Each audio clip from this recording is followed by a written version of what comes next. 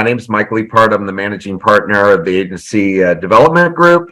And I'm really, really excited today to do this panel, not just for you agents, but it's an incredible opportunity for me to get to spend time talking to our three panelists, who I consider role models, mentors, people I just have an immense amount of respect for, and I think are real thought leaders in this space. So myself and all of you listeners are incredibly fortunate to have these people today. So I'm going to start with the introductions. I was going to make this big list of what everyone had done, and then I realized that would take the entire hour. So I'm gonna paraphrase it down, but I'll start with Michael Rosenfeld with Woodbridge Capital. Michael has there's nothing he hasn't done. He has developed significant, large projects that everyone on this call would know, from Hawaii to Santa Barbara to Los Angeles to San Francisco, and that's just what I'm focusing on this call. I'm assuming there's 100 other projects I don't even know about. Michael remembers he has projects like I find $5 in a pair of jeans. So we're incredibly fortunate. His most recent project, or at least to my knowledge, is the Century Plaza Towers, which exist here in Los Angeles, and it is two large towers behind the historic Fairmont Hotel in Century City. You can't take a bigger swing in real estate. Well, I don't know. Chris can give him a run for his money, but you cannot take a much bigger swing in real estate development than what Michael has done. And it is a project that I believe in 5 years will be looked back upon as the missing link that turned Century City from a primarily office community to a highly valued destination for residential.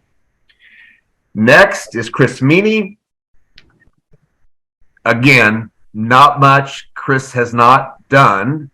He has done everything from historic restorations like 140 New Montgomery or the Ferry Building in San Francisco, to public-private partnerships.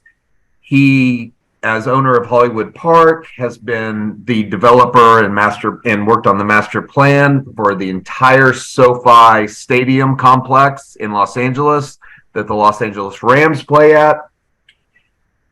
In addition to that, he has been the leader and planner and instigator of the Clippers' new facility across the street and that entire complex. And that's his side hustle. His current big project right now in San Francisco is Yerba Buena Island and Treasure Island, which is 20 years in the making, and again, is not a building, but an entire neighborhood for one of the most significant cities in America. And we'll get into how in the world someone would even try to do that before this call's over. And then last but not least, Dustin Peterson. Dustin has been involved in some of the most well-known ultra luxury developments, certainly on the West Coast, but currently on the East Coast too. They did the Montage Beverly Hills. They did the Montage Laguna Beach. And the Montage Beverly Hills, again, for us local people, was really the first project that said, if it's really nice, if it has a brand, if it's lifestyle oriented, we can get double, triple what the underlying market had. And no one had really tried that in Los Angeles prior to that. It was a game changer for Beverly Hills. And just the way it was designed with the park and all that, really amazing. And Dustin led the entitlement process for that, in addition to the project itself, and getting an entitlement in Beverly Hills is a pretty amazing thing to have accomplished. They also work on. They also have the Ritz-Carlton Reserve in Papagayo. They have the Naples Beach Club, which is a Four Seasons plus a Discoveryland project. And Dustin is also working on the Miramar Hotel in Santa Monica, which is currently the you might know it better as the Fairmont. So these guys have a vast level of experience. I'm just focusing on the residential stuff. They've done office. They've done all sorts of other retail, all sorts of other things. And so, welcome. I'm excited to have you guys. Thanks for having us, Mike. Okay, so what are we going to talk about? I think there's going to be plenty of time to talk about, the individual projects and some of the inside baseball stuff on that. But before we get into that, I kind of want to start up at a 30,000 foot level. I don't think people understand how challenging it is to be a developer. And I think that people think, well, first of all, they think it's some guy driving a Corvette chopping on a cigar, right? And with his shirt unbuttoned. And that's not the case. It's a very corporate institutional, endeavor. It's huge amounts of money. And one of my questions to you to start today is it different than it used to be? Because I wonder, with all of the constraints that are put on it, plus time, right? How long it takes to get an entitlement, all of the pieces that have to be put together. Is it harder now than it used to be to develop real estate? You want me to? Yeah. Yeah. First of all, Mike, let me just say thank you for bringing us all together, and thank you for the agency. One of the things that I've loved in getting to know you over the years and working with you is how much you push this idea that if we go big, we can often transform the market. And I think that's really, one of the themes here. And other thing, just so that I don't ever get in trouble, we're a California development company. Treasure Island, all these things are things we do with our investment partners. While we developed Hollywood Park and in Intuit Dome, I just want to be very clear. The Clippers are owned by Steve Ballmer, and Hollywood Park and the Rams are owned by Stan Kroenke. We are not sports people, so I just want that could be a separate call. Working for billionaires. But there's actually a couple things in your question that I think are relevant. So first of all, being a developer, people talk about it, and truthfully, it's very different. What skills you need are very different depending on where you're operating in the world. If you're developing in Texas where there are really very limited zoning restrictions, the real issue is do you have knowledge of the network? Can you make connections? Can you secure the corporate partnerships? In California, we very much have a political angle here where we have to run entitlement campaigns that know that we're often going to be sued afterwards. We're going to have referendums afterwards. So that the skill set in the two places is quite different. It's also true that and I would say the world has gotten harder in that our capital partners have evolved what they're looking for. If you went back 30 or 40 years, many big projects had insurance company partners in which the capital source was really interested in being there for the long term for their portfolio benefits. Whereas today, everybody's very sophisticated. Everybody's trying to move money around. And take Treasure Island, a project that really will ultimately take 30 years to fully realize its potential. We're developing 8,000 homes there with our partners at Stockbridge Capital Group and Lennar. And when we began, U.S. pension funds said, this is exactly the kind of project we want to be in, because we want to be able to control horizontal and vertical. We want to be able to move billions and billions of dollars.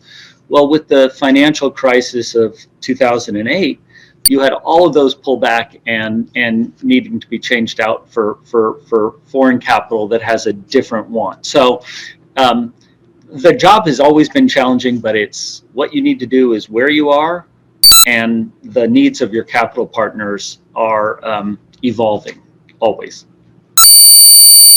And I could just jump in there. I guess we get This some. is somebody's phone, or somebody, if everyone can go on mute until someone speaks. I'm not quite sure what the feedback is.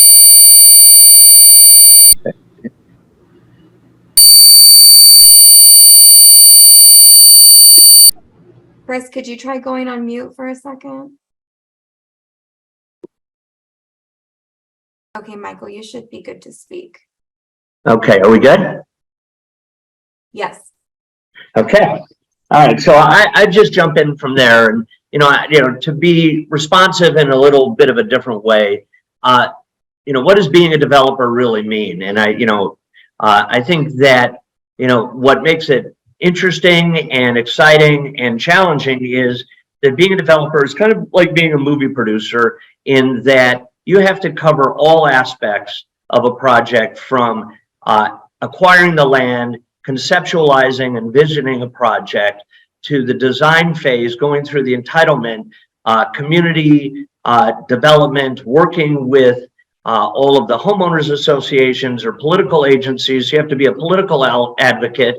And if you get through all of that, then you have to have a multi-tiered construction experience, dealing with contractors and more contractors, and all of the intricacies of designing these large projects. And if you get through all of that, then all you have to worry about is interest rates, market conditions, and then you can become a marketing and sales expert and deal with advertising and all of the other facets that are involved in getting a project delivered. And in certainly the residential sector, then you have to deal with customer service and the intricacies of liability that come along, certainly in California, with housing developments and the 10-year liability stream that comes along with that. So other than that, it's pretty straightforward. And you have to be a lawyer, architect, engineer, planner, and all of that. And we put together teams of professionals, which is great. And we work with them, but they all need guidance and direction. I think that, that makes every day really interesting, because you wake up and you're putting on all of these different hats. But it is fraught with all kinds of potential challenges. And then just, to kind of come back and I'll just broach a little bit on the point, particularly in California, although we do develop on the East Coast as well. And, depending on the jurisdiction, they have their own unique set of conditions. But in California, you're dealing with some very particular issues, which, will probably come up. California Environmental Quality Act, which is, a real morass to navigate. I know these guys have done a great job, both politically as well as technically, in working their way through that. And then obviously the vagaries of dealing with financial markets in acquiring the capital, both to get these projects designed and developed and through the marketing and the sales period. So I think that it is more challenging today, only because nothing gets easier over time. The evolution of the legal environment that we're in gets harder over time. From an entitlement perspective, we have to, overcome more leaps, whether they're of the environmental nature or of the political nature, overcoming impact related issues, traffic and noise and all of those types of things. I don't think anything ever gets easier. I guess the good news is that as the road gets harder, those who can rise to the top, the road gets narrower. And, I think that, some of my colleagues on this call, have demonstrated an expertise that kind of makes them uniquely qualified to do these things. And consequently, they end up getting these very, special types of projects because of that skill set that they've honed. Dustin, I just want two things, Dustin. Number one, not that it's not hard in a lot of places, but you have unique experience dealing with the city of Beverly Hills and the city of Santa Monica. So, which if there's a tougher place in Santa Monica, I don't know, Malibu, or there isn't. And then the other thing that I want you guys to come back in on when Dustin is done, that both of you have referenced, is it takes longer to develop a project, a big one, than a market cycle lasts, right? So Dustin, go ahead. Yeah, first, thank you, Mike, for setting this up and being on panel with Chris and Michael, who are true kind of titans in our industry. So appreciate the opportunity. But I want to echo everything Michael said and Chris said. I mean, development is if people knew what we did on a daily basis, they would be shocked.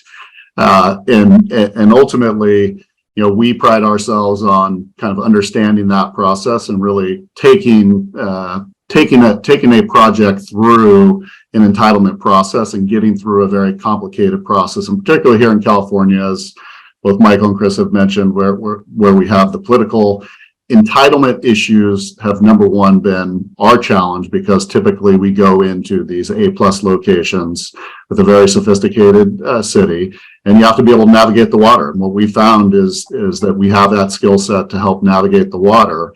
It takes time, it takes money, it takes resources, but if you do know how to do it and you can get through that process, you have created significant barriers to entry. And for us, Montage Beverly Hills was a 7-year process.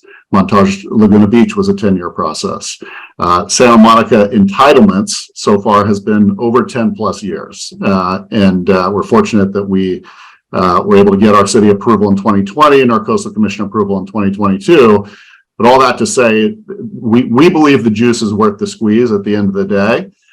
We believe with Montage Beverly Hills, we kind of set a new kind of trend in the branded condo market, which is an interesting topic, Mike, that I think is a trend we're seeing, at least locally here, is now you have some of these residential projects that are branded with a luxury hotel, but don't actually have a luxury hotel. We are going to cover that.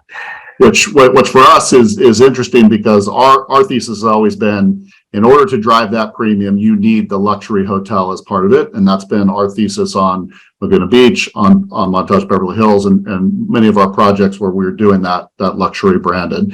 But to your last point, Michael, and then I'll pass the baton, is you can't time the markets. And so again, because these projects last so long, you're going through market cycles, you're going through political cycles. And right now we're going through intense construction cost pricing increases and debt financing increases that make all of these incredibly challenging. But again, at the end of the day, we hope the juice is worth the squeeze.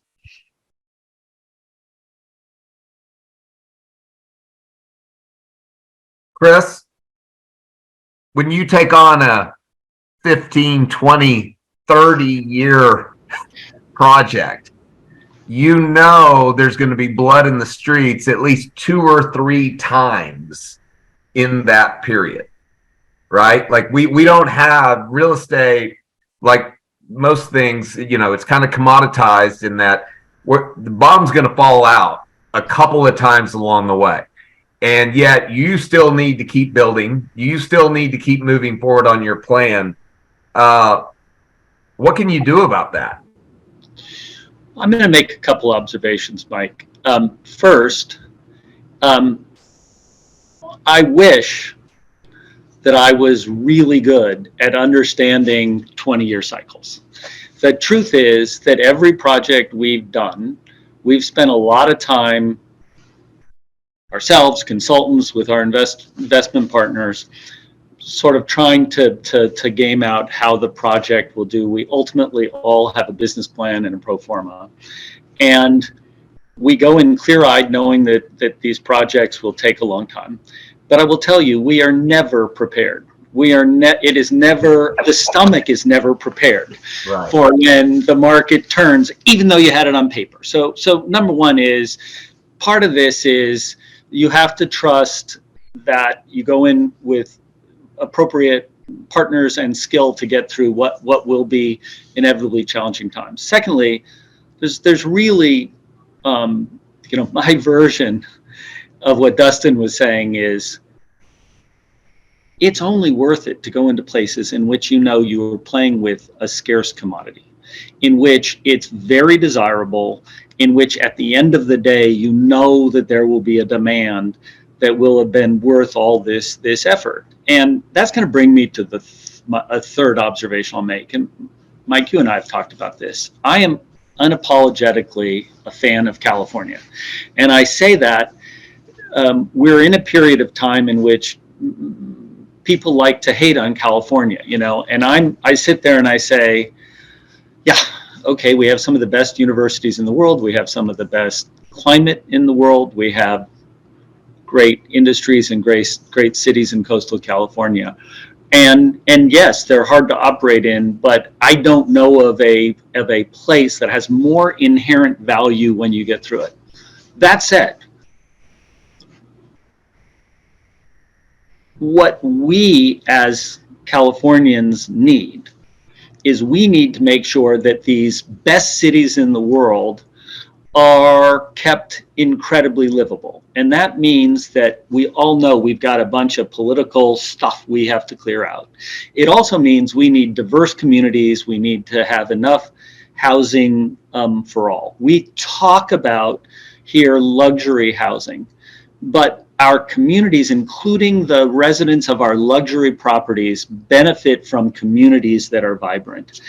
And every person in California should know, every day, our economy, our community is undermined by CEQA. Every day that CEQA is allowed to remain unreformed is a day which California is getting worse off, and we need to start demanding that it change. For our listeners, explain CEQA. CEQA is the California Environmental Quality Act, which was passed with the idea that any large project, any material project in California should have its environmental impacts understood before a decision maker approves it. We all love that. We all support that. What we don't support is the fact that by law, any person with no reason whatsoever can sue and automatically be entitled to a court case, automatically be entitled to appeal it, which means that if anybody wants to file a CEQA challenge on a large project, that project will be subject to a minimum of 3 to 4 years litigation afterwards. So when the reason I bring this up, Mike, is in response to your question about, delays. We can get through any project. We can dot every I and cross every T. And this is true of everyone. You can do it all right, and you can still be delayed 3 or 4 years afterwards, and that is wrong. Agreed. Agreed. By the way, I've been fortunate enough to be in several situations, publicly speaking, with Chris. And when Chris talks about how he views San Francisco and his love for San Francisco and what San Francisco is, I mean, I'm telling you, everyone on this call would move there tomorrow. Like, I get so fired up, I could run through a brick wall. You are to my mind, you're the greatest evangelist for San Francisco that there is. And I got houses to sell. Yeah, well, that helps. Mike? He is right though, in terms of the CEQA challenges. I mean, both the projects I've mentioned, we had CEQA challenges on Montage, Beverly Hills, and Miramar, Santa Monica. So ultimately, that is a challenge. It becomes a tool that gets used to oppose projects. The other thing I think that Chris touched on that is super important that we are seeing across the board now is this is affordable housing, right? And that is now something that is super high on the priority list when you're looking at projects. For us here in Santa Monica, we did something unique in terms of our approval, where we actually are building a 100% affordable housing project, nearly 1-for-1 on our affordable versus our market rate, in order to get what we got approved. And I think every project now in California faces that, because that is the thing we're seeing, because for years, unfortunately, because of various issues, the housing has not gotten built at the pace that it should be. And it's part of the solution, it's not the entire solution.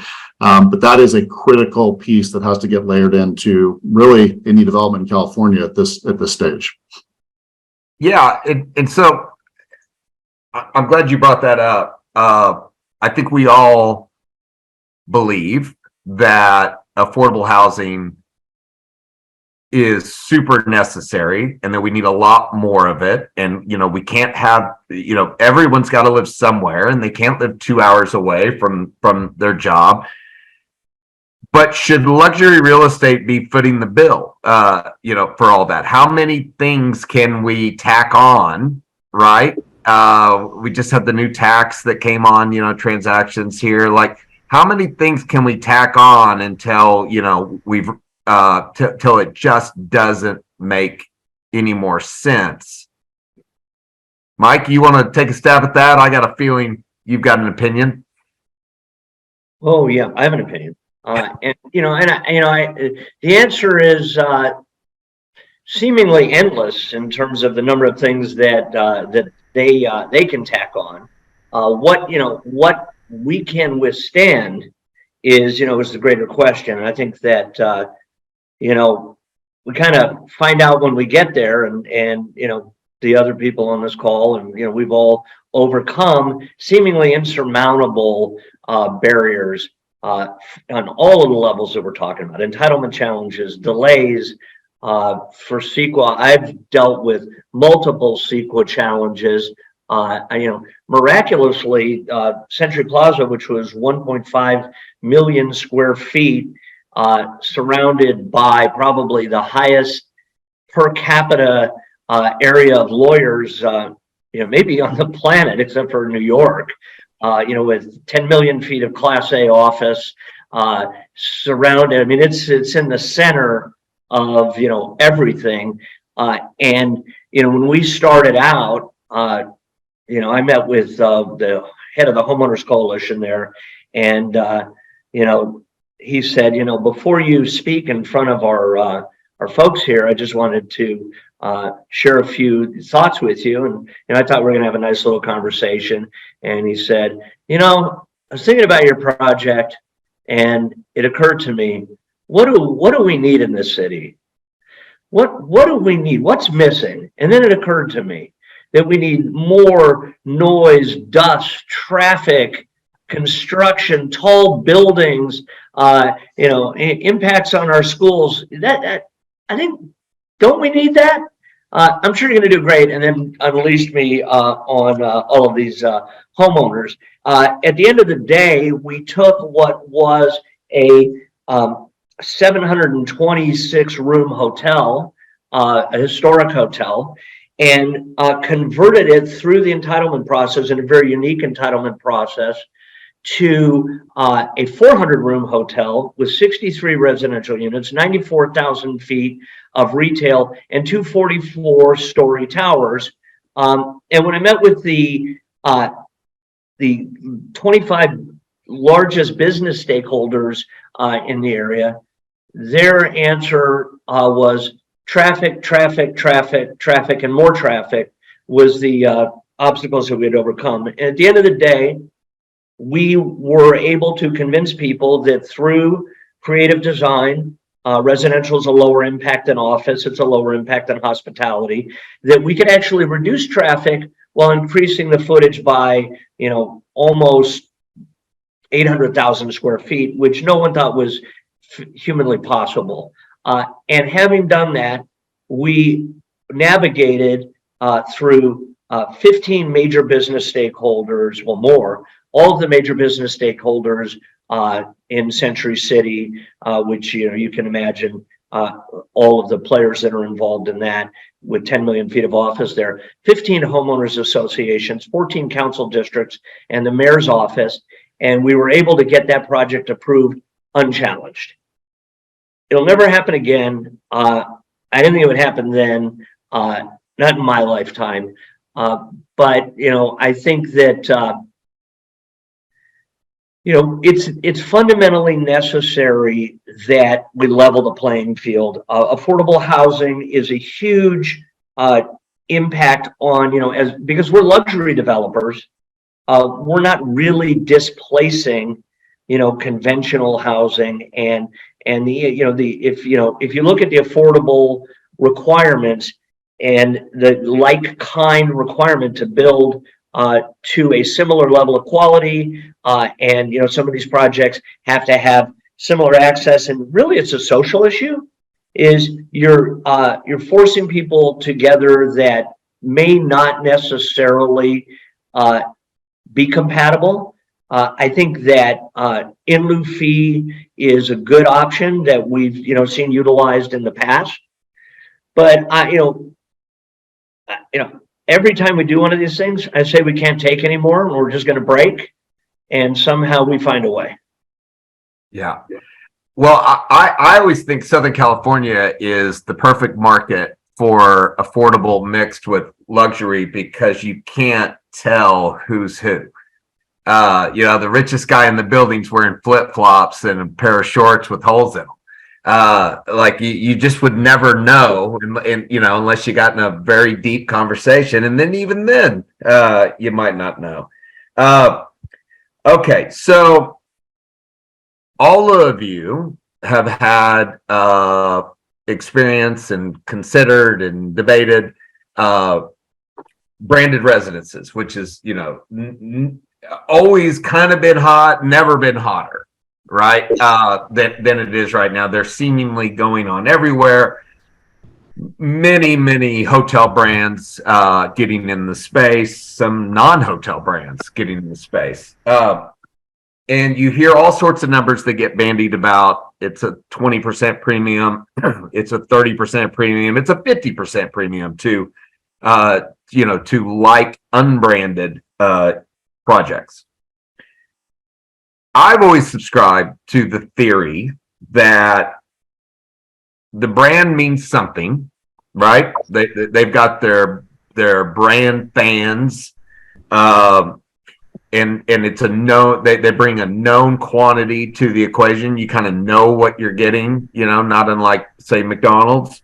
But then secondary to that, just and like I would argue possibly more significant, are the services that hotel provides to the owner while they're there. And now we are seeing a separation of that, as Dustin talked about, where they are branded primarily in name. They don't have all the hotel services. How do you guys think that breaks out? Chris, I know, and it's probably not the only time, but I know at Yerba Buena Island, like early on, we had a lot of conversations, about how to provide services on that island, and brands and different development groups that have great track records. So how do you guys as developers really try to understand the cost of branding versus the value of branding when you consider that on a project? Well, Mike, one of the things I would say is I do think it's very project specific. And, I think you've mentioned it in your question. The real issue is what is the services? What is the environment we're all creating? At the price point we're selling homes at, and we are in coastal California in urban locations. I am not selling a resort location, right? So somebody is making a purchase of a home to become very much part of their everyday life, not part of going to a resort.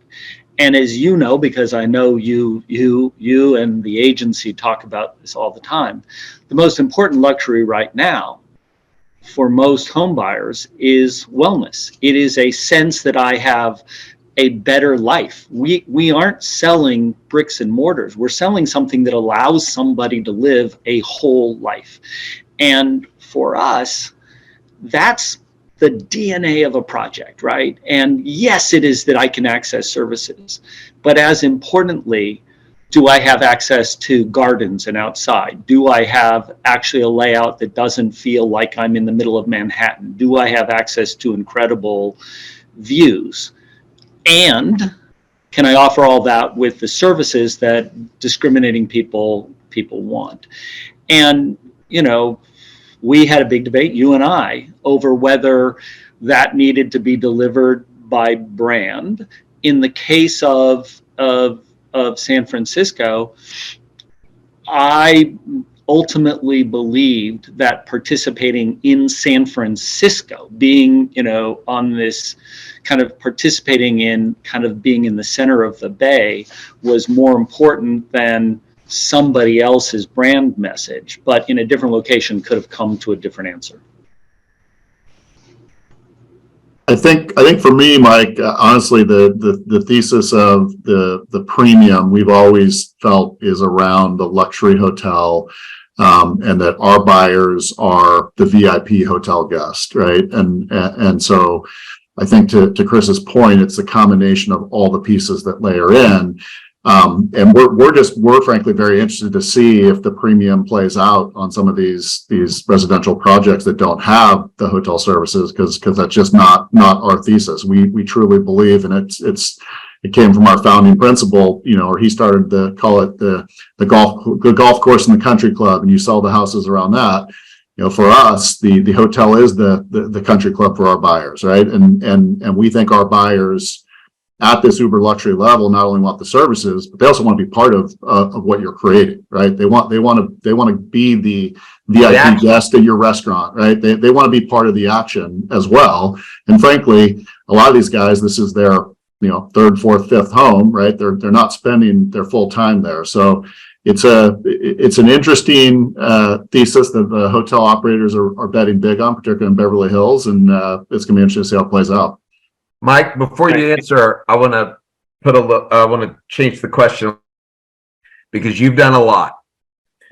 In your experience, does the requirements that come from working with a big brand, you know, the spa's got to be this big, this has to be this big, we got to do it this way, we have to have this many employees, is that juice worth the squeeze? Does that improve the project in a fundamental level, as opposed to you doing that yourself without the name and doing it the way you want?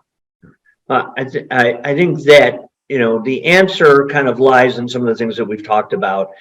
Is there is no singular branded residential scenario. You see it in like we were doing branded residential in Hawaii that was more a fractional ownership type of situation, where people really are getting a resort experience. They have ownership. They have some modicum of predictability, and you know, that's an expensive proposition. It's also a intricate process in dealing with the legal aspects of managing the association, the relationship between the hotel and what have you. We see it in like in LA, you know, our branded solution there with the hotel. The answer, I think, is you have to manage it to a level of acceptability, because the cost is high. Each product is unique. I do believe that if you provide and I think that Chris said it right. You know, whether you call it wellness or you call it lifestyle, and it depends on the market, people are buying a perceived lifestyle. Sometimes they want to be a part of something, and that makes them feel better that they're a part of a very high-end brand, and that means something, that adds value to their real estate. Some people want to have access to the amenities, the spa, the fitness, the restaurants, room service, plug and play other services, concierge, maid service. And we kind of provide that both on a static basis and on a menu basis in Century City. So I also question the idea of just calling something the Four Seasons Residences or the Rosewood Residences, and saying, well, it's a higher level of quality, it's a higher level of style. I know all of our projects, all of the people on this call, we have the absolute state-of-the-art fitness facilities and pool complexes and concierge and package delivery and security and all of the things that people at this segment of the marketplace desire. And I would argue that just labeling it on a brand in and of itself probably, and paying for that privilege, probably in and of itself, only from a marketing perspective, may add some value. But independent of that, I don't think that it adds incremental value. I think that you have to have the relationship between the resort and the residences, whether it's golf, whether it's beach, whether it's urban, to really get the yield. Yeah, I agree. I will say though, if Joe Blow, flies into town, just sold his company, wants to buy a place, and something's got a well-known name versus just a building, like they're probably getting the first tour.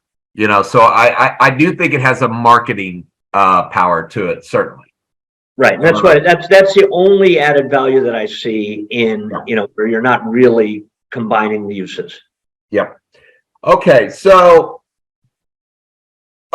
we have a lot of real estate agents on this call, and I get a lot of calls from real estate agents around the country, and some of the people on this call I probably owe a call back to, and I'm apologizing now. I've been preparing for this.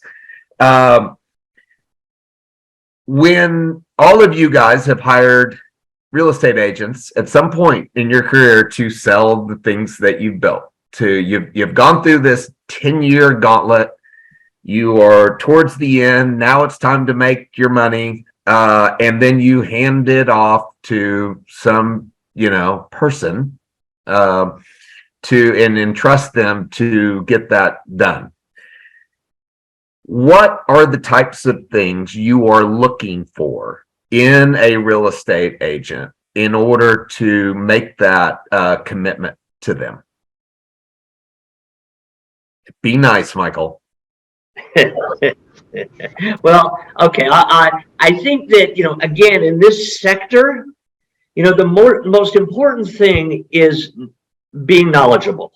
The most important thing is that we've gone to great lengths to create an environment that is unique and special and valuable, not only from the things that I just mentioned in terms of design and amenity and all of the services that come along with it, but the detail in the design of the units, the functionality, the finishes, all of those aspects.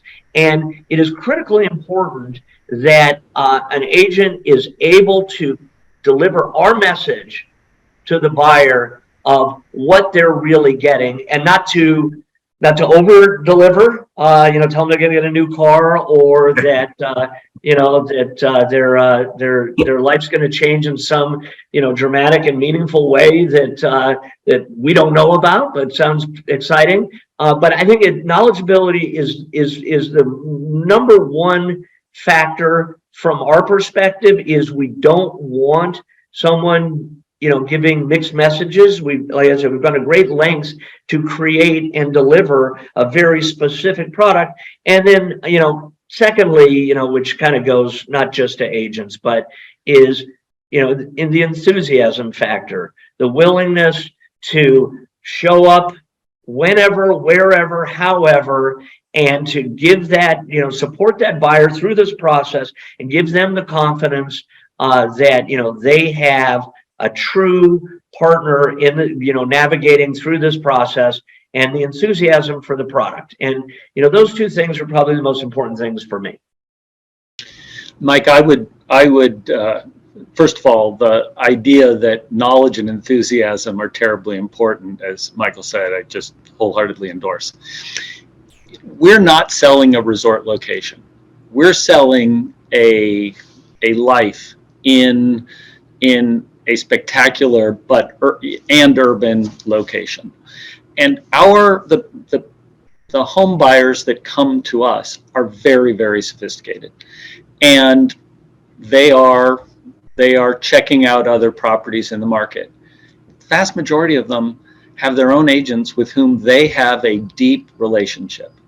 And so, to add on to what Michael said, for us, which might be different for others, it's really, we need a team that can actually make a good partnership with the buyer's agents, because we're there to provide a make it easy for them, but we are not there to supplant anybody's relationship. What we want, if anybody on this call has a client who they think might be interested, we just want to make it easy for them.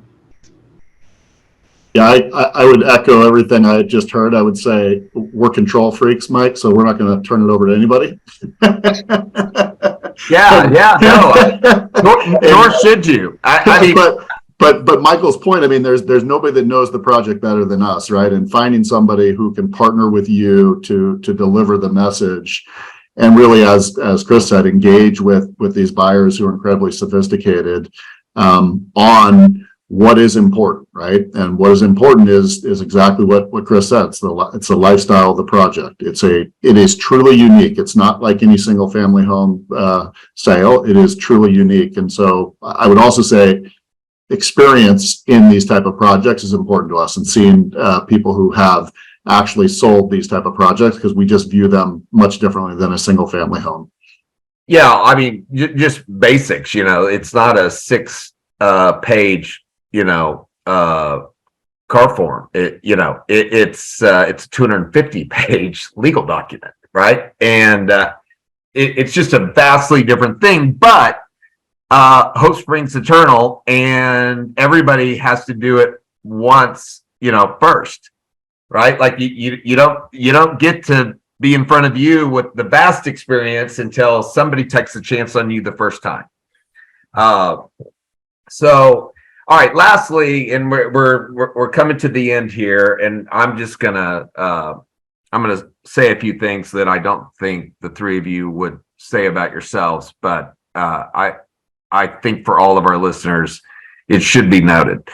There's this thought that's fairly pervasive in the world, and certainly in our business, that tough guys finish first, and that you can't leave a crumb on the table. Like, you've got to take it all for yourself, and that you're grinding, and whatever the current meme is.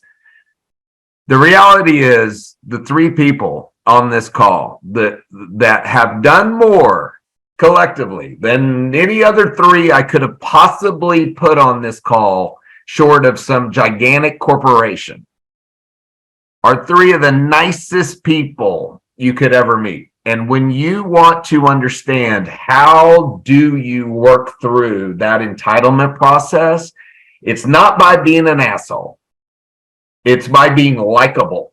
It's about being nice. It's about conducting yourself in a way where others are now rooting for you. Okay? It is not scorched earth. It is compromise, see empathy, seeing it from other people's viewpoints. It's just the opposite of what I think most people think. When they go, well, how would you do that? There's sharks in the water. I got to be a shark too. It's not true. And the three guys I have in this call, I think, are the finest examples of that I could introduce to a wider audience. I think we got time for like one or two questions. Leslie, you can take it away, and we'll have Brian go right after you. Okay. It's a pleasure to meet you guys. Thank you so much for your insights and your expertise and your knowledge. And this has been a fantastic and interesting educational call. Just curious, what do you look for when you look for properties to develop and brand? Because, like, for instance, I have a lot of properties across Italy, the whole portfolio, starting with one in Tuscany on 550 acres that has been approved by the city to be transitioned into hotel hospitality. So what do you guys in particular look for when you're looking to develop something? Great question. Go ahead, guys. I'll start. Look, we look for on our side, we look for A+ locations. We only operate in call it the top real estate that you can find to build the top product, whether it's hotel or residential. So that's our number one. Our number two is can we execute there, and do we know, and do we have the knowledge, and can we do it? We are not international guys, other than we've started in Costa Rica, but it sounds amazing. Yeah, I would answer Tuscany. Oh, wait, no. Good. No, I agree. It is a combination of location for the product that we're delivering. Since we're all luxury developers, it has to be, we changed our model years ago from, we were, horizontal subdivision developers. We built large housing tracts. And we changed our model to really be gateway locations, high barriers to entry, and some unique characteristic that differentiated the project from other projects in a similar type of environment. There had to be a unique quality, whether it was entitlement capability, whether it was the value propositions of the area. Distinguishing about the project. And so, I think that that's kind of our model, being able to implement in, these locations, which we've talked about on the call, has all kinds of challenges. You get into the coastal zone in California, and you are in, almost uncharted waters. It changes dramatically, and the barriers just get higher and higher. Unique, high quality locations. Chris, I know you're a California guy, but germane to Leslie's question, you've done some placemaking things where my guess is the infrastructure was not there. And so how big of a factor when she's talking about a property that's measured in acres, right? I'm guessing it doesn't have, right, all the stuff that, we'd have down on the corner of, Wilshire and Beverly Glen. So how big a factor does infrastructure play when you guys look at a deal? Well, so we are believers in the urban areas of coastal California. I think they're the best markets in the world. And again, that doesn't mean we don't have issues to deal with today, but we are passionate believers in them. It's terribly important to us that what we work on, which will take a very long time, that there is an exclusivity when we get there, that we are protected, that